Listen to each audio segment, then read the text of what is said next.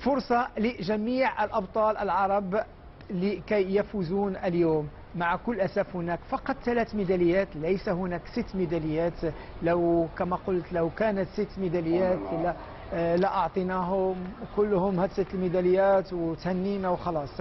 فحذاري من السباق، وبدأ السباق عثمان وسأتركك وأنا سأشاهد.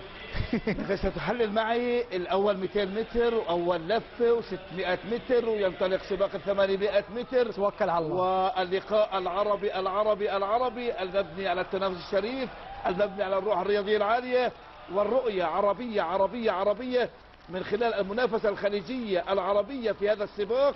وهم أهلا للسباق. هناك سقوط لعداء لكن السباق يستمر. يوسف كمال أول 200 متر سعيد 25 إيقاع 51 في 400 متر. سقط يوسف كمال، سقط. لا، الآن السباق ندخل نستعد لللفة الأولى ونهايتها، والتواجد القطري البحريني السعودي، وهناك قطر أيضا جمال حيراني في الخلف، وهناك عدنان طعيس 53% سعيد. نعم، إيقاع ليس بسريع. الكل سينتظر الآن آخر 100 متر يا عثمان. نعم، ندخل لإنهاء أول 600 متر من هذا السباق، والمنافسة قطرية بحرينية سعودية. تدخل الصين من الخلف للأمام، بدأ الإيقاع يزداد. السعودية تدخل الصراع 600 متر أولى من هذا السباق سعيد. والله ستكون 100 متر نار نار نار يا عثمان. إذا ننتظر الدخول للخط المستقيم. المنافسة الكبيرة قطر، السعودية، البحرين، العراق. نستعد للخط المستقيم.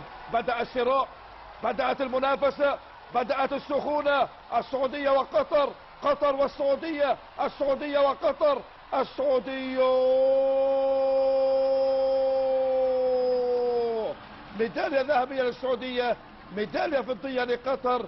الزمن كان هنا دقيقة 46 ثانية وأجزاء بالمئة جزء من الثانية. عبد العزيز لادن من السعودية يفوز بالميدالية الذهبية، وعبد الرحمن مصعب من قطر يفوز بالميدالية الفضية. نعم، سباق مثير كما قلنا. رائع للسعودي لأنه عرف كيف يفوز في آخر أمتار. عبد الرحمن مصعب قاد السباق كله من البداية حتى النهاية. فلا أقول الخطة لم تنجح، ولكن ليس هناك خطة أخرى من غير خطة التي قام بها عبد الرحمن مصعب، لأن كانت هي الخطة الوحيدة للفوز، لأنه من العدائين الذين يريدون قيادة السباق والفوز بها بطريقة رائعة جدا.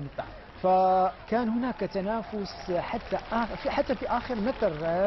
فستشاهد النتيجة ستكون تقريبا بأجزاء ب100. فهنيئا للسعودية للفوز بالميدالية، وهنيئا حتى